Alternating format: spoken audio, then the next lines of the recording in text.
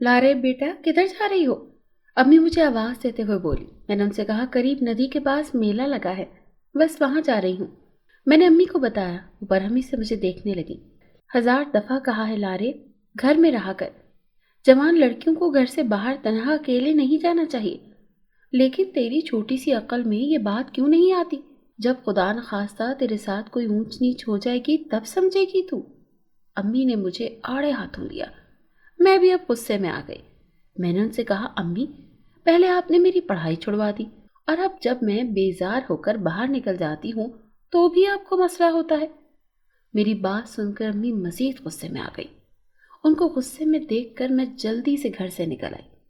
मेरा घर में दम घुटता था, इसीलिए मैं ज्यादातर वक्त घर से बाहर रहती थी। जैसे अभी मैं मेले पर जा रही थी, और वो भी अकेले। मेरे सर पर दुपट्टा नहीं था। मैंने टाइट्स पहन रखी थी और एक खुली सी शर्ट।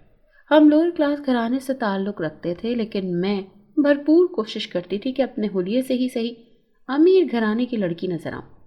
मैं चहलकदमी करते हुए मेले तक आ गई। इस वक्त मेरी जेब में कुछ पैसे थे जो मेरी काफी दिनों की जमा पूंजी थी। मैं सोचने लगी, इन पैसों से कुछ खरीद लेती हूँ।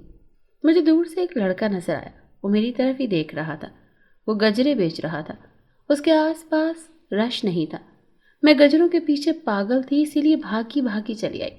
मैंने उससे गजरे की कीमत पूछी तो वो कहने लगा, वैसे तो मैं 50 रुपए का एक देता हूँ, लेकिन आपकी खूबसूरती देखकर आपको रियायती कीमत पर दूंगा, यानी 50 के 2 गजरे। उस लड़के की बात सुनकर मैं बहुत मुतासिर हुई।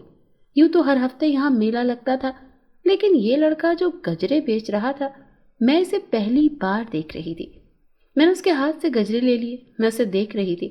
शक्ल सूरत से वो हुलिये से भी काफी अमीर लग रहा था।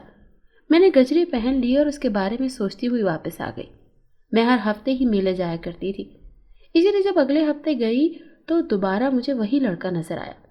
आज भी उसकी दुकान में रश नहीं था।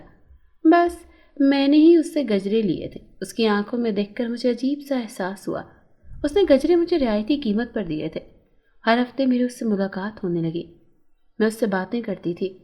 न जाने क्यों वो मुझे बहुत अच्छा लगता था। उसकी बातों से मुझे ऐसा लगता था जैसे वो अमीर घराने से है। मैं सोचने लगी कि अगर मेरी इससे शादी हो गई तो मैं कितनी अमीर हो जाऊंगी। वो कई बार मुझे बताता था कि मैं बहुत अमीर हूँ। एक दिन उससे मुतासिर होकर मैंने सोचा शादी इसी से करूंगी। मैं घर आई तो पता चला अम्मी ने मेरा रिश्ता तय कर दिया है। अम्मी मेरे साथ हमेशा ही जबरदस्ती करती थी। मैं हफ्ते का इंतजार करने लगी। मैं सोच रही थी कि मैं घर से भाग जाऊंगी और फिर मैं और अली शादी कर लेंगे। यूं हफ्ते को मैं अम्मी को मेले जाने का कहकर निकली और अली के पास आ गई। मैंने उसे सारी सूरत हाल बताई और पूछा, क्या तुम मुझे पसंद करते हो? क्या तुम मुझसे शादी करोगे? मेरी बात सुनकर वो मुस्कुरा दिया और कहने लगा, मैं यही चाहता हूँ। आओ, मैं तुम्हें अपने साथ ले जाऊं अपनी दुनिया में। उसने अपनी दुकान समेटी और मेरे साथ चलने लगा। गांव के करीब ही एक जंगल भी था। वो मुझे वहां ले जाने लगा। मुझे थोड़ी परेशानी भी हो रही थी। मैंने उससे पूछा, आप मुझे कहाँ लेकर जा रहे हैं? आपका घर किधर है? ये सुनकर वो कहने लगा, जहाँ जंगल खत्म होता है वहीं मैं रहता हूँ। उसकी बात सुनकर मैं खामोश हो गई और उसके साथ चलने लगी। चलते चलते मैं थक गई थी। अचानक ही मंजर बदल गया। मैं अजीब सी जगह पर थी। शायद जंगल खत्म हो गया था। अब मुझे आसपास अजीब से लोग चलते फिरते नजर आ रहे थे। मैंने उससे पूछा, हम कहाँ आ गए हैं? वो कहने लगा, जिन्नात की दुनिया में। मैं तुम्हें जिन्नात की दुनिया में ले आया हूँ। अब से तुम मेरी गुलाम बनकर हमेशा यहाँ रहोगी। मैं तुम्हारा मालिक हूँ और तुम मेरी गुलाम हो। उसकी बात सुनकर तो जैसे मेरे पैरों तले से जमीन निकल गई। मैं उसे कहने लगी, ये कैसा मजाक है? मुझे लगा था वो मजाक कर रहा है, लेकिन जब उसने जिन्नाती रूप इख्तियार किया तो मैं डरते हुए बेहोश हो गई। जब मुझे होश आया तो मैं समझी कि मैं ख्वाब देख रही थी, लेकिन उस जिनजादे को करीब देखकर मुझे मालूम हो गया कि मैं कोई ख्वाब नहीं देख रही थी।